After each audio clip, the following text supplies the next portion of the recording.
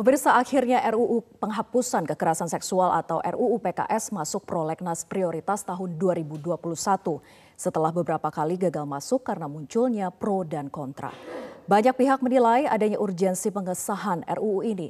Lalu apa urgensinya? Untuk membahasnya sudah bergabung Wakil Ketua Badan Legislasi DPR RI dari fraksi Partai Nasdem Willy Aditya dan Komisioner Komnas Perempuan Andi Yentriani. Selamat pagi Mas Willy dan juga Mbak Andi.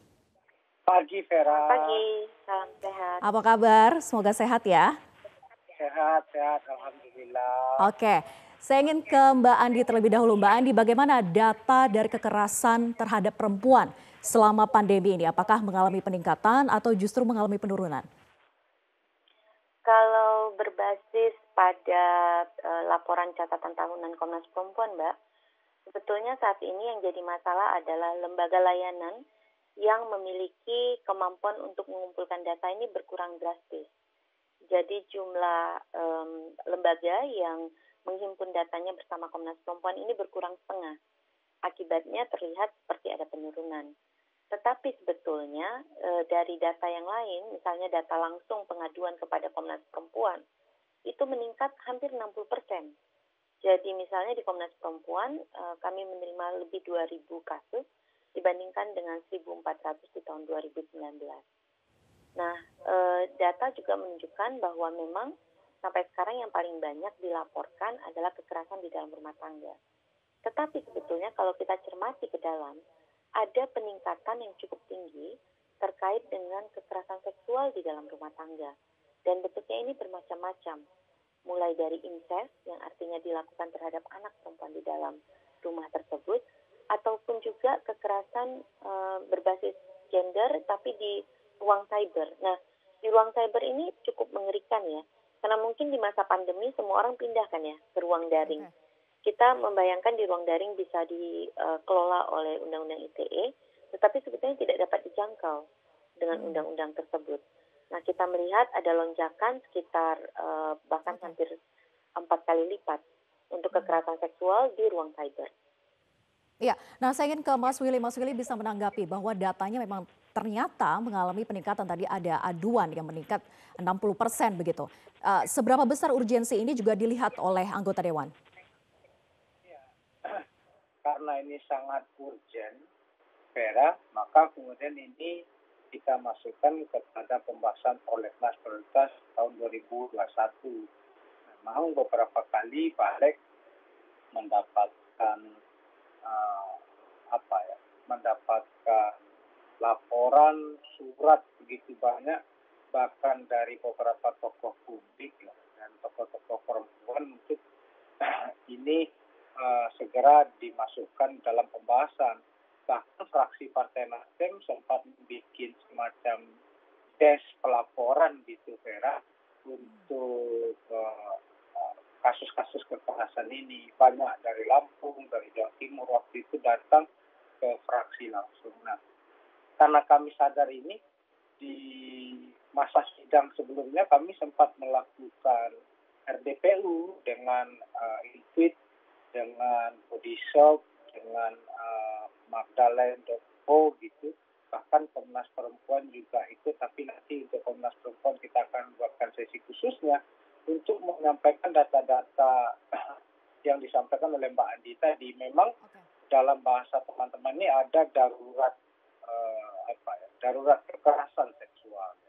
Di dalam data sistem informasi online perlindungan perempuan dan anak Simponi PPA itu periode 1 Januari sampai 11 Desember 2020 ada 5.640 kasus kekerasan seksual pada anak. Itu baru pada anak. Jadi ini memang suatu hal yang harus kita respon. Kenapa ini terjadi?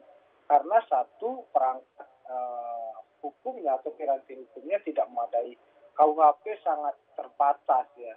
Di dalam KUHP itu kita cuma mengenal pemerkosaan, pencabulan, persetubuhan gitu. Nah, sementara ini kan instrumen kekerasannya, metodologi kekerasannya, ekspresinya itu sangat luas. Ya. Yang kedua adalah aparat penegak hukum kita belum sejauh ini memiliki perspektif terhadap kekerasan seksual dan bagaimana memperlakukan korban.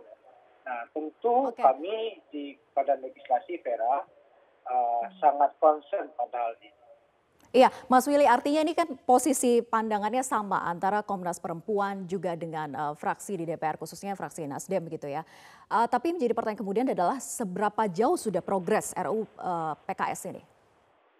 Ini akan kita bahas di masa sidang ini. Mungkin kita akan melakukan public hearing dulu, karena ini undang-undang yang diusulkan oleh Badan Legislasi. Ya.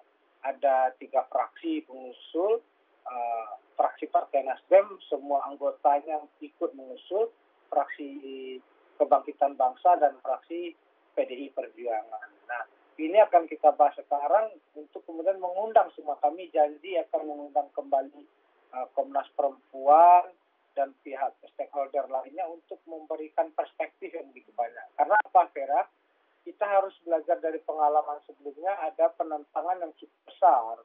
Karena ini dianggap suatu rancangan undang-undang yang sifatnya tidak cukup sesuai dengan kultur kebudayaan kita timur. Nah, di mana letak hal yang terjadi begitu ya terkait dengan pembahasan RUU PKS ini, tapi dilanjutkan nanti termasuk juga apa saja pasal-pasal krusialnya.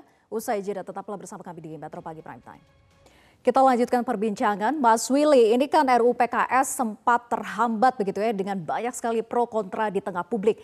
Tapi khususnya di fraksi di DPR sendiri, seperti apa pro kontra yang terjadi terkait dengan RUU PKS ini? Ya, ini sebuah undang-undang itu dibangun memiliki 3 landasan, 3 fondasi. Pertama adalah filosofi, yang kedua adalah sosiologisnya, yang ketiga baru yuridisnya. Nah, perdebatannya pada 2 ranah, Vera. Ranah filosofis dan sosiologis. Yang berpandangan tentang bagaimana satu filosofis kita ini pakai apa? Apakah mau pakai libertarian atau apa ya, kebebasan atau apa? Yang kedua secara sosiologis gitu. Kita ini bukan masyarakat Eropa gitu. Ini masyarakat timur yang quote unquote sangat religius gitu. Nah, di sisi yang lain ini yang katakan, nah ini faktanya. Kemudian ketika kita menganggap ini selalu dalam, kan ada dalam bahasa kita ini masih suatu hal yang tabu gitu kan. Nah, kalau ini kita anggap memang kekerasan seksual itu domain paling besarnya di ranah private. Tidak ada instrumen hukum yang bisa menjangkau itu, bahkan tidak ada instrumen hukum yang bisa melindungi si korban. Nah, ini perspektif kita kan perspektif korban. Itu yang paling penting dalam hal ini. Nah, masalah hal-hal yang bersifat tentang hal sosiologis itu didiskusikan. Memang kemarin pada RDPU pertama aja sudah kencang gitu perdebatannya. Tapi itu suatu hal yang wajar. Sebuah undang-undang lahir secara kualitas itu dari kesempatan yang sengit. Tinggal sekarang bagaimana komunikasi publik yang terbangun itu suatu hal yang bagus gitu. Ini sih peran Komnas Perempuan, teman-teman RSM. Oke, saya ingin ke Mbak Andi. Mbak Andi, tanggapan Anda, ini kan ternyata memang terjadi perdebatan yang cukup kuat begitu ya di dalam fraksi-fraksi di DPR. Lalu dari Komnas Perempuan sendiri ingin memperjuangkan hal yang mananya yang paling krusial? Terima kasih ya Mbak Vera. Ada 6 sebetulnya hal yang paling pokok di dalam rancangan undang-undang penghapusan kekerasan seksual. Yang pertama memang kami sudah membuat peta tentang payung-payung hukum yang ada yang dapat melindungi perempuan. Ternyata kalau kita lihat dari pengalaman perempuan pada kekerasan seksual dengan payung hukumnya itu ada gap yang besar. Gap yang pertama adalah tentang bentuk-bentuk kekerasan seksual yang diakui di dalam ranah hukum maupun definisi kerja tentang bentuk tersebut. Saya ambil contoh misalnya, kita ini tidak kenal pelecehan seksual di dalam KUHP kita. Sementara realitanya adalah banyak sekali perempuan, hampir semua perempuan itu bahkan ada kajiannya, mereka mengalami pelecehan seksual dalam berbagai rupanya. Termasuk juga sekarang yang tadi saya sampaikan di awal, tingginya pelecehan seksual di ranah siber yang sama sekali tidak dapat ditangani di dalam payung hukum yang ada saat ini. Ataupun kita lihat misalnya aborsi itu dilarang. Aborsi itu bisa mengakibatkan seseorang dikriminalkan. Tetapi orang yang menyebabkan si perempuan melakukan aborsi, ini sama sekali bebas dari hukum. Jadi itu yang dimaksudkan dengan pemaksaan aborsi. Nah, yang kedua adalah hukum acaranya. Terobosan hukum acara ini sangat dibutuhkan, karena kalau tidak, perempuan yang menjadi korban kekerasan seksual ini akan sulit sekali mendapatkan akses keadilan. Ambil contoh saja perkosaan. Kita lihat misalnya, banyak sekali kasus insest di mana anak perempuan itu bisa ayah kandungnya, ayah tirinya, pamannya, dan lain-lain, atau bahkan saudaranya sendiri ya. Tetapi itu kan berjalan bertahun-tahun. Baru kemudian nanti setelah dia dewasa, mungkin dia akan menceritakan apa yang dia alami. Nah, di dalam konsep bangunan hukum kita saat ini, korban seperti itu tidak bisa mendapatkan proses hukum yang baik karena proses hukum pidananya sendiri itu mensyaratkan bukti-bukti yang langsung pada peristiwa langsung terjadi. Yang ketiga yang sangat penting adalah sebetulnya pemulihan korban. Sekarang ini pemulihan itu seperti bebannya oleh korban itu sendiri. Tidak ada lembaga di pemerintahan yang diwajibkan untuk mengadakan pemulihan tersebut, hanya berupa layanan yang sifatnya ad hoc dan tidak dari awal misalnya proses hukum sampai pemidanaan pelaku. Kita ambil contoh, perempuan korban yang pelaku perkosaannya itu misalnya dihukum secara maksimal, itu pun masih harus menghadapi stigma, ada yang diusir dari keluarga, diusir dari kampung, mengalami kemiskinan dan lainnya. Tentunya yang penting yang nomor 4 adalah juga pemidanaan pelaku ya. Kita perlu melihat tentunya derajat kejahatannya dan tidak semua harus berujung dengan penjara, tapi juga tidak bisa penjara itu digantikan begitu saja. Oke, Yang saya ingin tanggapan Mas adalah Willy. pencegahan dan juga pemantauan yang di-6-nya. Iya, terkait dengan hal-hal krusial yang ingin diperjuangkan oleh Komnas Perempuan ini, apakah nanti sepertinya jalannya akan mudah? Karena kita tahu bahwa perdebatan yang sebelumnya terjadi adalah ada pro kontra, sampai-sampai dianggap bahwa ketika RUU PKS ini akan disahkan, maka dikhawatirkan akan melegalkan zina, akan melegalkan aborsi. Nah, bagaimana bisa agar fraksi-fraksi di DPR bisa meluruskan hal ini ke publik? Iya, ini bukan hanya hal di publik. Kalau survei INSID itu 70% mendukung pengesahan undang-undang penghapusan kekerasan seksual, Vera. Yang paling penting adalah on the floor-nya, di dalam ruang sidangnya. Bagaimana undang-undang ini kita buat tetap tanpa menghilangkan identitas dan kebudayaan kita. Itu yang paling prinsip. Jadi bagaimana kemudian kita basisnya harus sosiokultural, Vera. Hak-hak kan itu kan dikatakan di dalam Pancasila, bahkan kan bahasanya kemanusiaan yang adil dan beradab. Kita harus melindungi segenap bangsa dan tumpah darah Indonesia. Ada 40 hak yang diakui dalam undang-undang kita. Nah, jadi ini yang harus diatur, Vera. Jadi bagaimana kekerasan seksual, kekerasan pada perempuan, kekerasan pada anak, itu benar-benar selama ini menjadi kultur kita, Vera. Hampir ya boleh saya katakan menjadi kultur. Kenapa? Karena 1 dari 3 perempuan umur 15 sampai 64 tahun pernah mengalami kekerasan. Gitu. Jadi ini kan yang suatu, ya boleh dibilang ini budaya buruknya kita ya, yang harus kemudian dilindungi oleh hukum. Nah, tentu kita ingin membutuhkan risang de tre gitu, rasionalisasi ini, dan komunikasi ke publik ini sekarang lumayan bagus ya. Itu Body Shop, Vera, melakukan kampanye dan sekaligus melakukan edukasi gitu. Jadi tidak hanya piranti. Artinya jangan sampai menimbulkan polemik di tengah masyarakat terlebih dahulu. Jadi fraksi-fraksi di DPR juga berusaha untuk meluruskan hal ini begitu ya?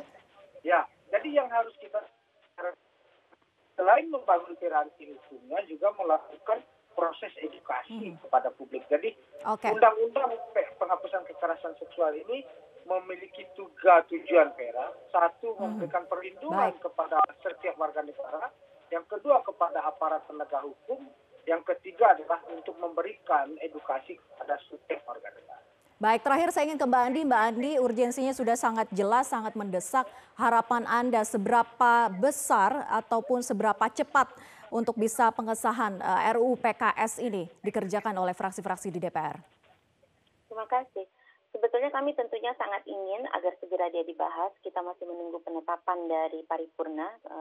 Semoga minggu depan sudah bisa ada. Tetapi ada satu hal yang sangat kami harapkan. yaitu semua orang sebaiknya menahan diri untuk membuat komentar apalagi yang bersifat siar kebohongan tanpa mengetahui apa sebetulnya muatan yang ada. Terlalu banyak sudah pelintir-pelintir terkait dengan apa yang sedang diperjuangkan dan itu kemudian menyesatkan publik. Pro kontra di dalam publik yang dibasiskan pada kebohongan itu akan sangat menyulitkan korban dan kita tidak bisa bergerak maju untuk tadi membangun masyarakat yang adil dan beradab, dan sebaliknya atas nama budaya timur atau atas nama ketidaktahuan kita justru membiarkan korban berjuang sendiri, kesulitan mendapatkan kebenarannya, kesulitan mendapatkan keadilannya, dan tidak ada pertolongan untuk pemulihannya. Dan ini tentunya kami sangat ingin harap Mas Willy juga memesankan ini kepada anggota-anggota fraksi lain yang masih tetap saja berbasis pada itu hal-hal yang tidak dipahaminya tadi dan turut menyebarkan kebohongan kemudian. Iya, tujuannya sudah sangat baik untuk bisa menjerat para pelaku kekerasan terhadap perempuan dan kita tunggu seperti apa progresnya nanti untuk RUU pengesahan PKS ini terjadi di DPR. Terima kasih Mas Willy Aditya dan juga Mbak Andi Yentriani sudah bergabung bersama kami di Metro Pagi Prime Time.